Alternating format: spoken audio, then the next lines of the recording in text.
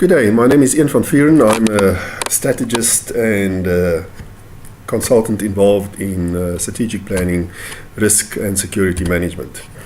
Now today is the 19th of May 2018 and I see that this week was particularly heavy again as far as cash in transit robberies are concerned.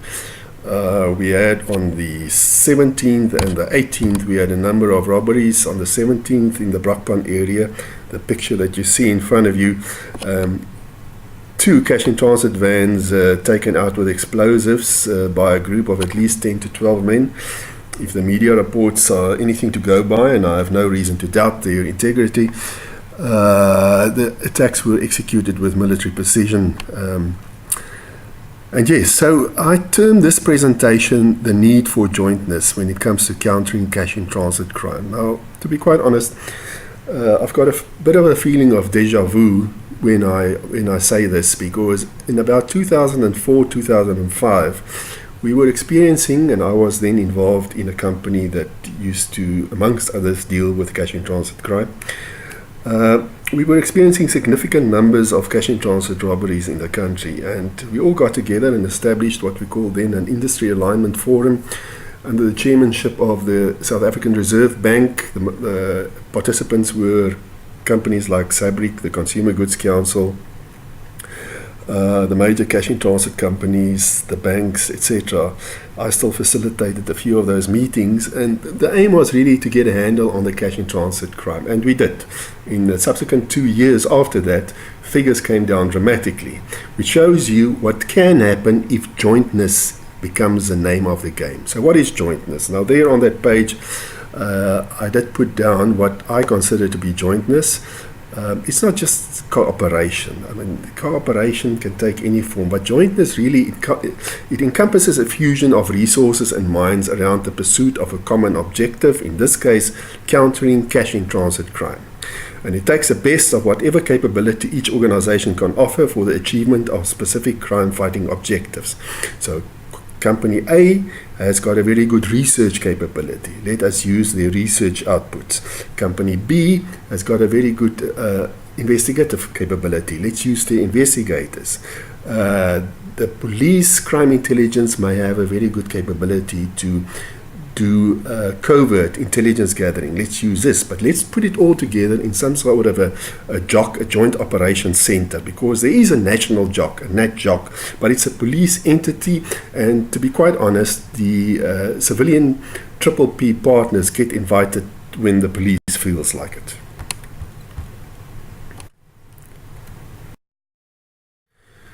So what is the purpose of a CONOPS?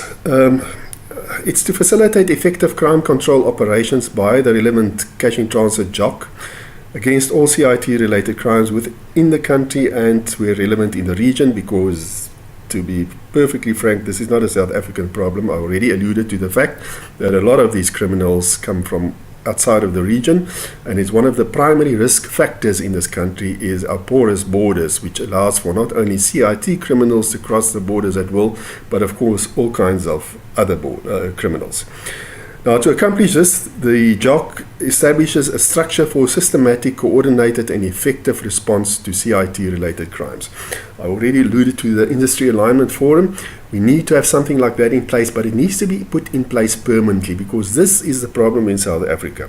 Whether it's an international sports event or something like this that becomes a really big problem, then somebody realizes we need to do something about this, and some temporary structure is put in place, and then as soon as a problem seems to dissipate or go away, then we're all happy and it's back to square one again, as if we believe that the criminals have gone and gotten a good day job. What utter nonsense. I mean, what happened in 2005, 2004, 5, 6, when the figures started coming down for CIT robberies is simply what we did is we displaced the crime. The criminals did not go and get a good day job. They went to other areas of crime, and especially cash in transit robbers went to do ATM bombings. And they started the same way they did now with the bombing the CIT vans. In the beginning, it was a hit and run type of effort. In most cases, they either did not use enough explosives and they didn't blow the ATM safes open, or they used too much explosive and they blew the thing to kingdom come. But with trial and error, they managed to sort it out. Eventually, when the police started focusing their attentions on ATM robberies, they migrated back again to CIT robberies. And the same thing you could see happening there. Initially, they blew the whole van to smithereens, but now they've gotten it down pat, and you can see it in the way that it's executed, for instance, on the first page. Now, before I carry on here, just something about the concept of crime control. I don't want to go into the whole issue of definitions too much, but for purposes of this presentation, the concept or the term crime control will be used, meaning or encompassing the whole, let's call it the criminal value chain. That is crime prevention and everything related to that, crime combating, which primarily falls within the ambit of the police, and then or the criminal justice system or parts of the criminal justice system, and then the third part of that is adjudication and punishment, the courts, incarceration, etc. So that is what we mean if we talk crime control. So this is the whole criminal, if you wish, the value chain.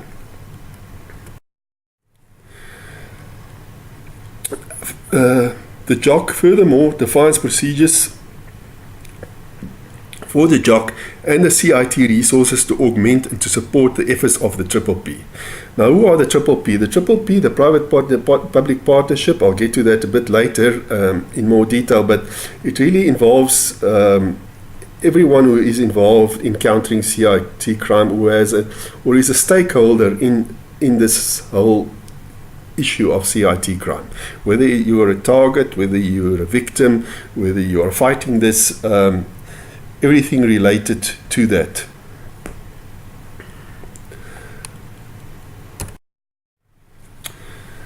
And a Joint Operations Center, CONOPS, encompasses daily risk management, incident management, and consequence management responsibilities. And those things need to be spelled out in detail. Risk management, as the term indicates, is risk and threat management. So these are really intelligence products. This is prevention, what you can do in your specific environment to prevent it, what intelligence you must collect to know when these things are going to happen. Incident management is response to an incident physically when it happens. This will be primarily the cash and transit companies and the police. And consequent management, of course, is following up investigations, getting the people arrested, incarcerated, prosecuted and incarcerated, etc. So that all those things need to be spelled out in detail within operations.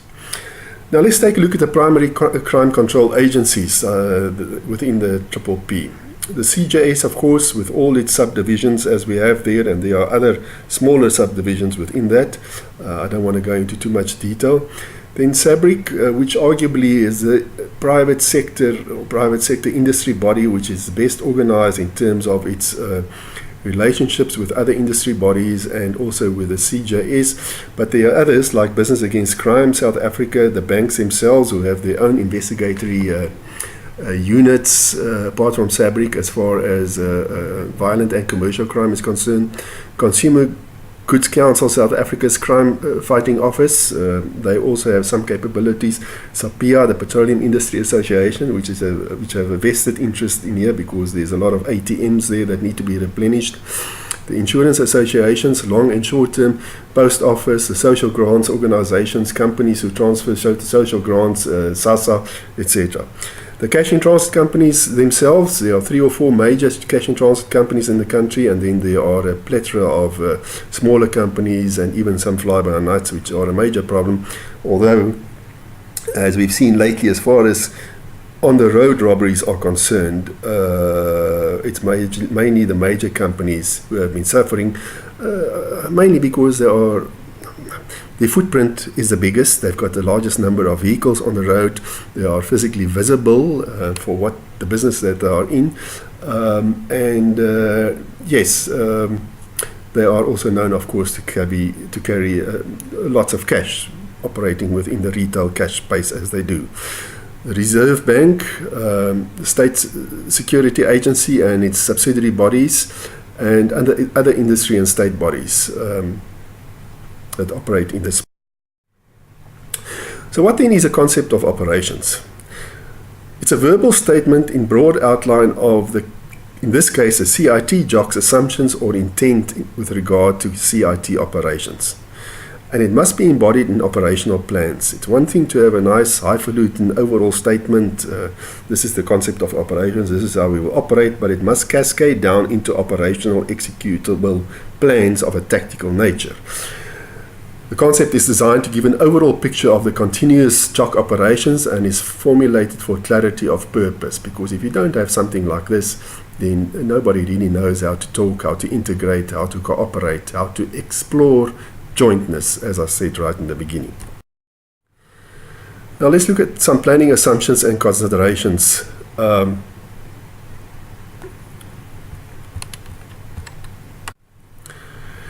Now the CONOPS assumes that no single member of the PPP possesses the capability or expertise to act unilaterally on all the difficult issues that surround crime control within the CIT environment. I mean, I already alluded to this before, but some of these organizations have got better information processing capabilities, some have got better investigatory capabilities, some have got the monopoly, if you wish, on prosecutory capabilities, etc. So no single member has got sole mandate or capability. Now, the police may argue they've got a sole mandate, but quite frankly, then it's time that we need to see that in action. The second thing that's important to understand is that the CONOPS is premised on the idea that incidents may occur at any time of day or night with little or no early warning, and that it may involve single or multiple geographic areas, and it does in fact result in casualties. So this is another planning assumption for the concept of operation. Then there are a number of principles which drive crime control operations. Firstly, crime control can and should conduct parallel operations at all levels of the crime control landscape simultaneously. What do we mean with this? Simply this: if you take a look at the criminal system, it is important to understand that the criminal system, in this case the cash in transit system, operates as a system of smaller subsystems. Cash in transit crime is organized. For the biggest part of it, I mean, the type of attacks that we saw last week is organized in nature. There was police involvement, we know that for a fact. It's organized in nature, so there is a leadership core right in the center that needs to be targeted. Around that are the criminal processes, their planning process, their process for collecting weapons, their processes for collecting intelligence information, etc., etc. There is an infrastructure that they use, the vehicles that they have to get rid of, the safe houses that they use, etc. There is an environment within which they operate. There is specific environment, getting people together, etc., and then of course the general environment, the roads infrastructure, the vehicles, the police that they have to take cognizance of, the cash and transit companies' capabilities, etc. And only on the outside do you find the criminal groupings themselves. Now, it could be argued that in the past, what we've been targeting really, from a systems perspective, not that we've been thinking systems, but from a systems perspective, is really been the external manifestations of the cash in transit crime, and that is the groupings themselves. Whereas you see inside there are some inner rings which arguably may be more important to. Really, if you look at this picture here, from a return on investment, now let's say return on investment is the number of cash in transit incidents prevented, or the number of cash in transit robbers incarcerated or killed, however you define it. Then you will see that the highest return on investment lies with your inner rings. I mean, at the bottom axis, you'll see the various rings with the groups, ring number 5 on the outside, and the leadership, ring number 1 on the inside. And your highest return on investment is on attacking and eliminating the innermost rings. Whereas till now, we've been focusing on the groups themselves. Now, the groups, I mean, there's more than enough cannon fodder out there that are just waiting to be recruited to become part of the cash in transit criminal hierarchy. Seeing that the cash in transit environment is the pinnacle of a violent crime criminal's career, so to speak, in this country. I mean, you may start with pickpocketing, you may start with other smaller crimes, move up to housebreaking, move up to normal robbery, aggravated robbery, and then eventually CIT crime, because that's where your best return on investment from a criminal's perspective is, and this is where, if you're really a career criminal, where you would like to end up. So there are more than enough people out there who stand ready to be recruited. So taking these people out of the system, it's just going to defer the problem. It's just going to put it out for another day. And arguably, this is what happened in the 2004 to 2006, 2007 era. We just moved the problem away, transferred it a bit, and then it started all over again. So what you need to do is really, if you look at those various rings, the leadership, the process, etc., and those are the sub-elements of it. I'm not at all suggesting that those sub-elements are exhaustive. It's just an example of what they compose of. Then you need to have a systems approach and a phased approach to attacking the system. For instance, and this is just illustrative, you have to have a phased approach that includes elements that you've identified based on good intelligence, of course, within each of those rings. So let's say that's phase 1, similar phase 2, similar phase 3.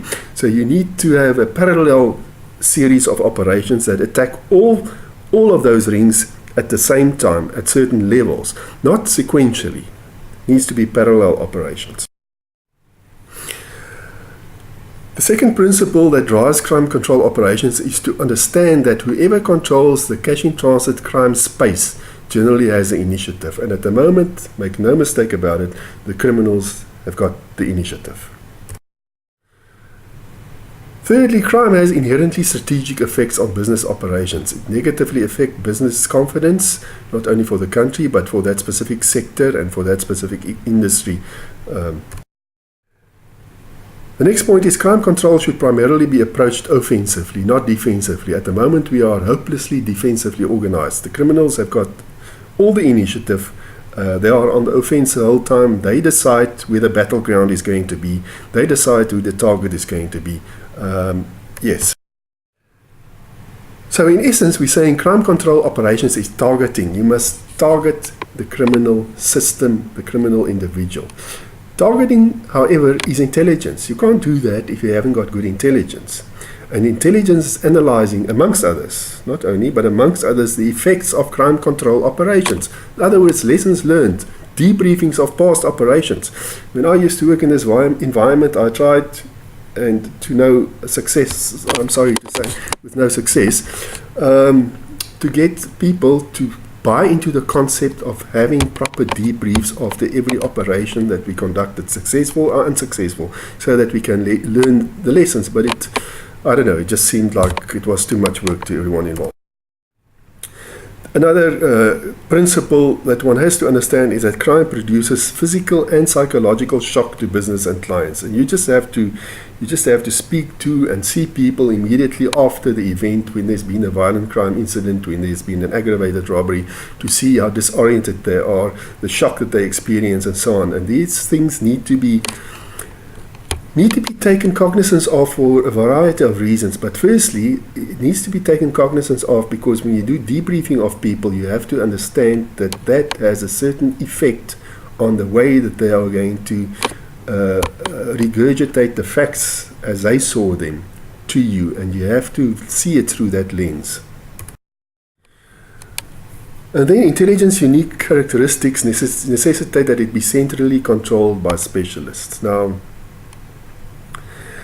I always come back to the whole intelligence issue, and I suppose because it's my background, yeah, there's a lot that one can say about the whole issue of intelligence. Firstly, everything that I've said up to now comes to naught if you don't have proper intelligence. Police crime intelligence used to be very good in the 90s. It is at the moment a joke, and I don't have to point you to more sources than, for instance, Jacques Pauw's recent book on why it is a joke. So, controlled by specialists. There are no specialists in that organization anymore. There are some specialists in some of the private sector companies like Sabric, but they are few and far in between. We need to create an environment of creating intelligence specialists. And on my blog, I have a presentation where I show how one can create such a joint agency to develop and train specialists for both the private and the public sector. We spoke about some planning assumptions and considerations in mind when we talk about creating this Cash in Transit JOC, Joint Operations Center. But in order to do that, we need to be aware of certain characteristics of the CIT threat environment. Firstly, there exists a disharmony in terms of the numbers of perpetrators compared to the strategic effect they manage to exert on business. Small number of criminals can therefore have a disproportionate impact on business operations. Now, make no mistake, I mean, despite the fact that it may look that way, if you look at the number of cash in transit attacks and wherever they happen all across the country, I'm pretty sure, and I've got no anecdotal facts to back me up, but my gut feel tells me that there are probably not more than about 50 organized cash in transit robbers operating in South Africa at the moment. So 50 people, and if you look at the effect that they have, all the resources that have to be brought to bear by the banks, by the cash in transit companies, by retailers, etc., to handle cash and to keep cash safe, then it really does have a disproportionate effect on business operations. The second point is that the CIT environment needs to unite efforts to close down the crime space to own terms. I mean, we need to think innovatively about how we're going to take over the initiative from the criminals who's got it at the moment. Related to that, law enforcement agencies definitely do not control the crime space. This needs to be done. Criminals' freedom of movement should be curtailed, and there are many ways that we can do that. Visible policing is one very important one, but to a large extent the horse has bolted in the South African context over the last 10 years under the Zuma regime because of the level of corruption that have set in at the state departments down to virtually all levels. So we have to look at new innovative ways to address. Okay, so let's look at some additional characteristics of this environment. There exists a disharmony, we say, in terms of the number of perpetrators compared to the strategic effect they manage to exert on business. So we're saying small numbers of criminals can therefore have a disproportionate impact on business operations. Now, let's face it, although I have no empirical evidence to support the statement, my feeling is that there are probably no more than about 50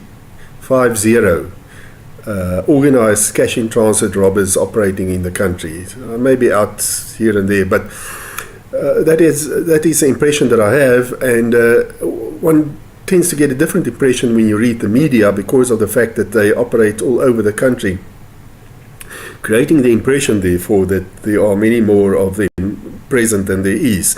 So it's a relatively small number of criminals, but let's say it's double that. Let's say it's 100. I mean, in a population of 54 million, it's still a disproportionate impact that they have on business operations because business has to budget for countering these types of threats. Secondly, the CIT environment needs to unite efforts to close down the crime space to own terms. I've said enough that alluded to that. Thirdly, law enforcement agencies at present do not control the crime space. And this needs to be done. So we need to curtail the criminals' freedom of action much more than we are doing at the moment. And then where control of the total crime space is not possible, the CIT JOC should lead the way to identify specific opportunities where law enforcement can obtain control through proper strategizing and proper planning, whether these opportunities present themselves in time and space, in specifically geographical areas, specific threat areas, specific areas where we know criminals congregate together, etc. There are ways to get around this, and with proper strategizing, one can identify this.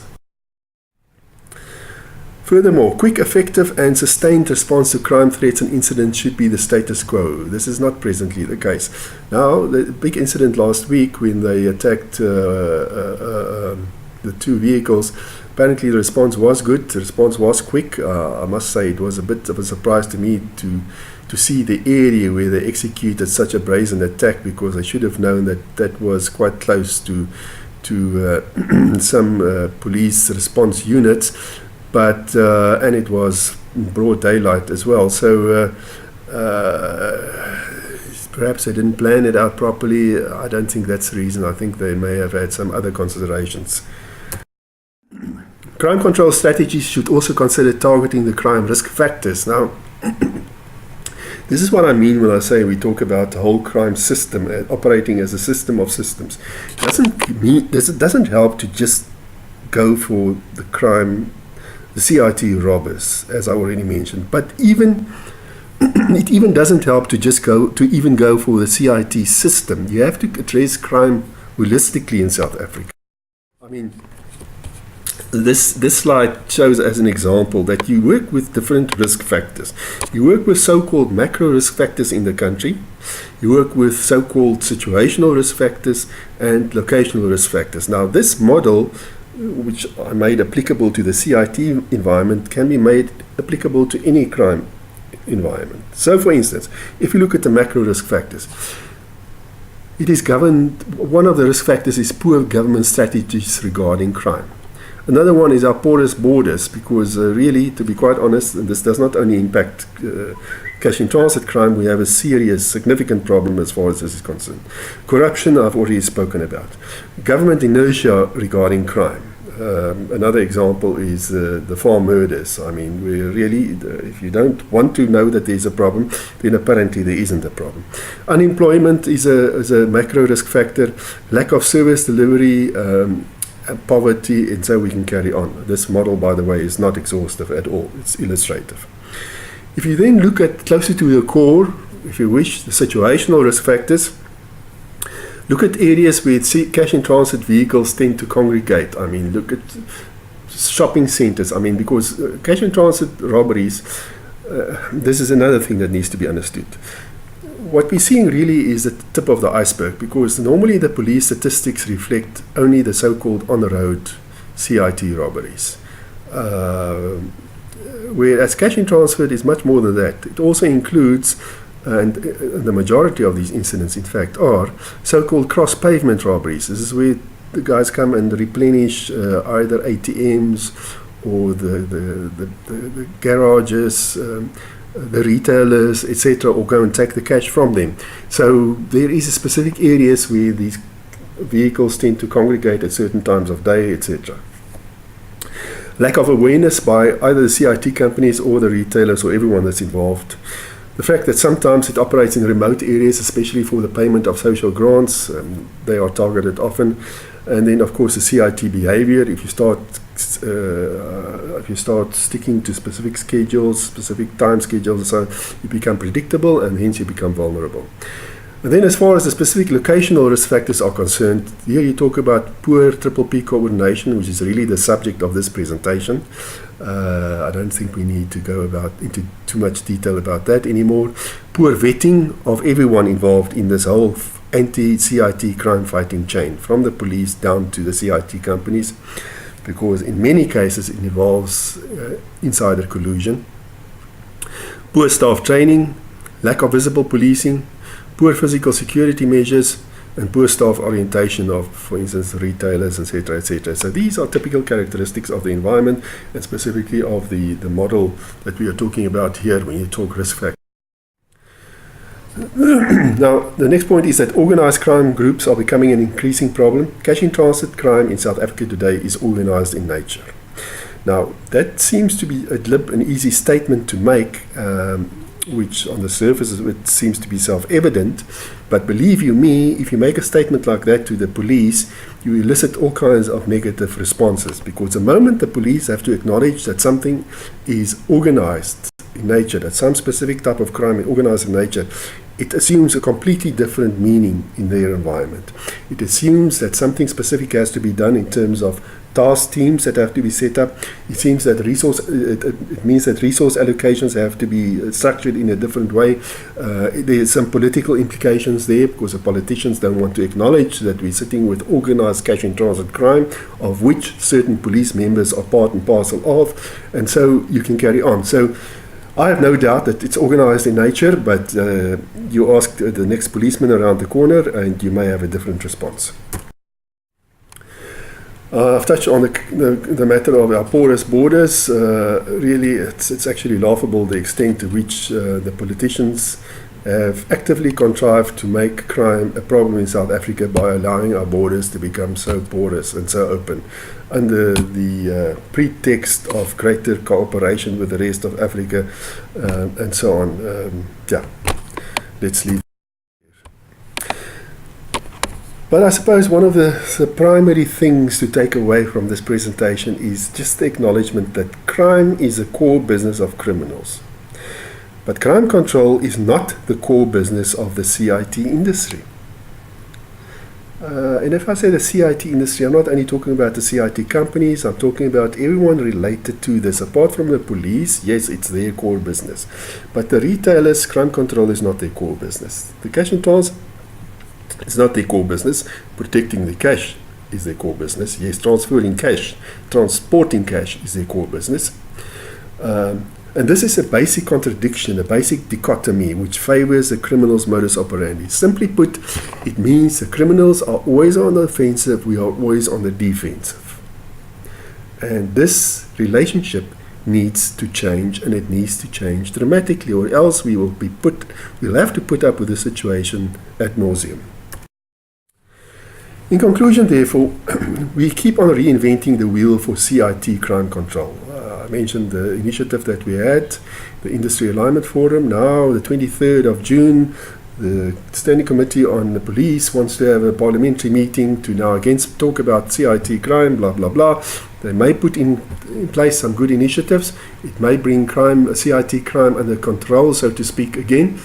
I've already indicated to you it will just be a matter of time, and it will be back unless we have some permanent measures put in place, like a CIT JOC. And actually, if we talk about violent crime control in general in the country, what I am proposing is a national JOC, but not a national JOC that's run by the police, a national JOC that is put together by all members of the Triple P who's got an interest in at least business-related crime. Let's face it, I'm talking from a business-related perspective here, but for most of you out there, the more important thing is really aggravated robberies in your houses. But I believe if you get a handle on business-related aggravated robberies, specifically CIT, but also the rest, we could roll out that model to a large extent also to private residents. Secondly, we need new and innovative ways to combat CIT crime, predicated on, amongst others, exploiting greater jointness. Thirdly, this needs to be done scientifically, and I will still have presentations that I will put on the blog that will illustrate what I mean in greater detail, but you can read some of the other blogs that I've put on there about how to do this. There are really much more scientific ways to go about this than we have been doing at the moment. And lastly, I say no longer can we afford that the state maintains a monopoly on crime control planning and strategizing. Because the state suffers from corruption, inertia, and a general incapacity and incapability to employ their resources properly. The private sector needs to become part and parcel of fighting, amongst others, CIT crime. Thank you.